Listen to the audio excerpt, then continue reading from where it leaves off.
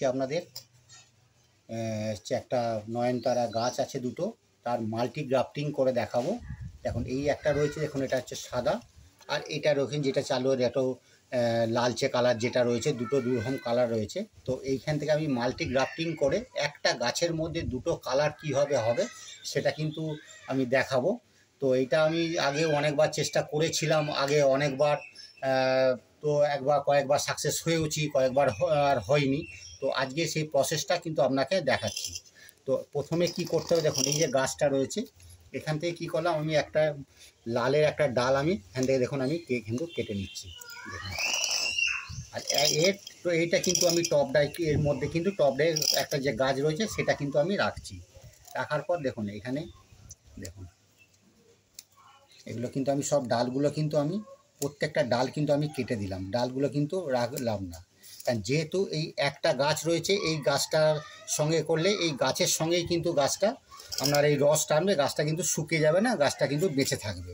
তো এইটা করার পর ফার্স্ট টাইমে দেখুন আমি কি করছি, দেখুন দেখুন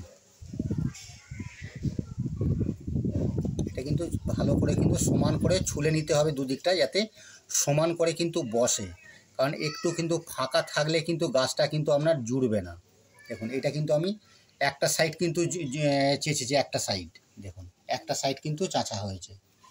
আচ্ছা, এখান থেকে বেড়ে দেখুন এই যে গাছটা দেখছেন এখান থেকে কিন্তু আমি একটা সাইড কিন্তু আমি জুড়বো।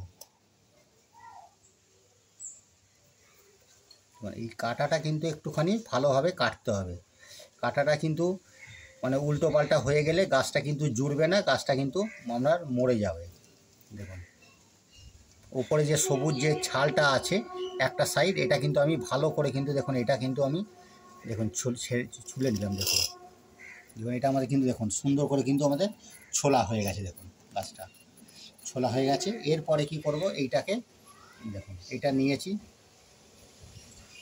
দেখুন এটাকে ভালো করে চিঠে লেবেল পরিষ্কার করে নিলাম, যাতে এইটার মধ্যে কিন্তু সম্পূর্ণ গাছটা কিন্তু এরকম করে সুন্দর বসে চেপে। কারণ মাঝখানে যদি কোনো রকম ফাঁকা থাকে তাহলে কিন্তু গাছটা কিন্তু জুড়বে না, আর গাছটা কিন্তু তা মরে যাওয়ার চান্স আছে।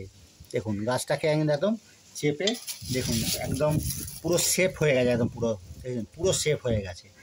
এরা করার পর এবারে দেখুন একটা প্লাস্টিক দিয়ে কিন্তু এটাকে আমি টাইট করে কিন্তু এটাকে বেঁধে দিতে হবে। দেখুন একদম পুরো এয়ার টাইট করে দিতে হবে, যাতে কোনো রকমের ফাঁক না থাকে, এবং যেটা আমি জুড়লাম তার সঙ্গে যাতে ওটা ছেড়ে যাতে না যায়। এটা কিন্তু সব সময় দিতে হবে, ঠিক করে খেয়াল রাখতে হবে। জোড়াটা একদম টাইট করে দিতে হবে, কোনো রকম যাতে ফাঁকা যাতে না থাকে। এবং কিন্তু এবারে দিয়ে আমি কিন্তু ভালো করে টাইট করে গিট বেঁধে দিলাম। একদম টাইট করে কিন্তু গিটটা কিন্তু বেঁধে দিলাম। বাঁধার পর এটাকে কিন্তু এখন আমরা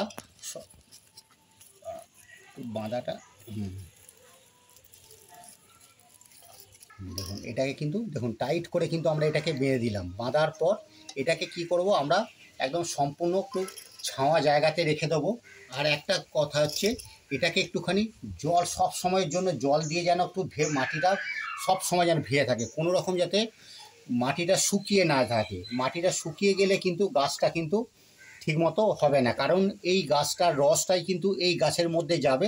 সেই জন্য সব সময়ের জন্য কিন্তু মাটিটাকে সব সময় ভিজাবে। একটুখানি মাটি শুকিয়ে গেলে সঙ্গে সঙ্গে কিন্তু জল দিতে হবে।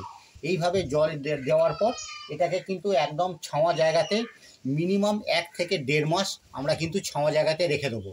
এবং মাঝে মাঝে আমরা খেয়াল করব যে মাটি শুকিয়ে গেছে কি না। মাটি শুকোলে আমরা জল দেব।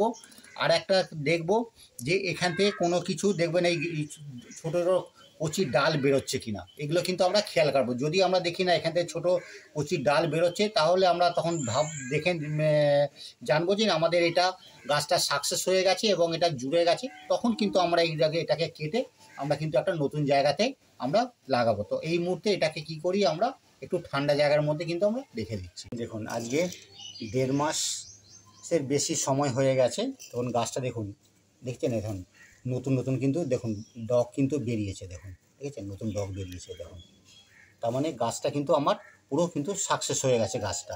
কারণ এটা ছিল আমার এই যে দেখুন এইটা ছিল হচ্ছে পুরনো গাছটা যেটা ছিল।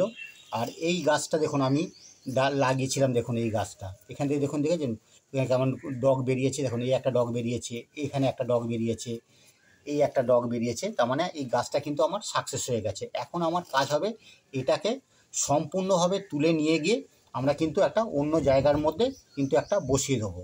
তো এইটা আমরা কীভাবে কাটবো, দেখুন যেহেতু এই গাছটার মধ্যে দেখুন এটা হয়ে গেছে, এইটাকেই আমরা কিন্তু তুলে একটা কিন্তু আমরা বড় জায়গার মধ্যে কিন্তু বসিয়ে দেবো। কারণ এই গাছটার সঙ্গে দেখুন এই গাছটা এখন কিন্তু সম্পূর্ণ কিন্তু এক হয়ে গেছে।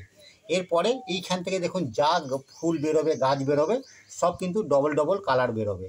তো এখন আমি কী করি, দেখুন এই যে ডগটা পুরনো যে গাছটা ছিল, এইটা কিন্তু আমি দেখুন এখান থেকে কিন্তু এই ডগটাও কিন্তু আমি এখান থেকে কেটে দিচ্ছি, এখান থেকে দেখুন কেটে দিচ্ছি, দিয়ে এই দুটো ডগ রাখছি। এখান থেকে আমরা এখন তুলে এটাকে তুলে কিন্তু একটা আমরা বড় জায়গায় কিন্তু আমরা প্রতিস্থাপন করব। তো এটাকে এখন আমরা কি করব, একটুখানি তুলে আমরা একটুখানি বড় টবে কিন্তু এটাকে প্রতিস্থাপন করব। দেখুন এটাকে একটা টব থেকে তুলে আমরা কিন্তু এটাকে একটা বড় টবে বসালাম। এবং দেখুন আমরা প্লাস্টিকটা কিন্তু এর যে রয়েছে এটা কিন্তু এই মুহূর্তেও কিন্তু আমরা এটা কিন্তু খুলব না, কারণ আরও কিছুদিন যাওয়ার পর তারপরে কিন্তু এটাকে আমরা খুলব। তো এইটা হয়ে যাওয়ার পর এখানে একটুখানি এটাকে আমরা এখনও সম্পূর্ণ কিন্তু একটু ছাওয়া জায়গাতে আমরা কিছুদিন একটু রেখে দেবো। তারপরে আর মাঝে মাঝে শুধু একটুখানি জল দেবো যাতে গাছটা একটুখানি বড় হয়। তারপরে এটাই আমরা এরপরে আমরা এখানে খাবার সার দেবো, গোবর সার, ভার্মি কম্পোস্ট সব দেবো। এই মুহূর্তে কিন্তু এখন জাস্ট একটু জল দিয়ে একটু ছাওয়া জায়গার মধ্যে আমরা রেখে দেবো। দেখুন এটা প্রায় 3.5 মাস সেটা সময় লেগেছে। দেখুন গাছটা বড় হয়ে গেছে। আর যেহেতু এখন গরমকালে একটুখানি নয়নতারাটার মোটামুটি একটু সিজন, দেখুন দুটো কালার কি সুন্দর দেখুন ফুটতে, গাছটাও দেখুন বড় হয়েছে, দুটো কালারও দেখুন কীরকম ফুটছে, দেখেছে দেখুন কত সুন্দর হয়েছে। তো এইভাবে যদি চেষ্টা আপনারা করেন আপনারাও কিন্তু সাকসেস হতে পারবেন। আর ভিডিওটা কেমন লাগলো অবশ্যই একটুখানি কমেন্ট করে জানাবেন, আর একটুখানি সাবস্ক্রাইব করে একটু পাশে থাকবেন।